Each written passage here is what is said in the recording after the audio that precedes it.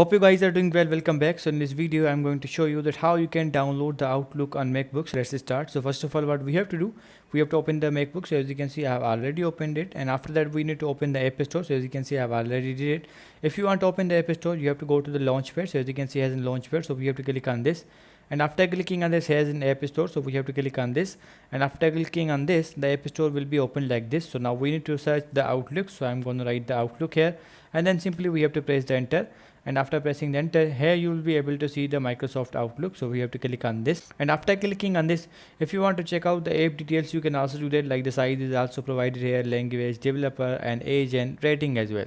So simply we have to click on the get, and after clicking on the get, as you can see, has the install button. So we have to click on the install button, and after clicking on the install button, it will take few seconds or few minutes in downloading. It's up to your internet speed, and after the completion of downloading process and installation process, you will be able to use this on your MacBook. So I hope you guys understand this video, that how you can download the Microsoft Outlook on your MacBook.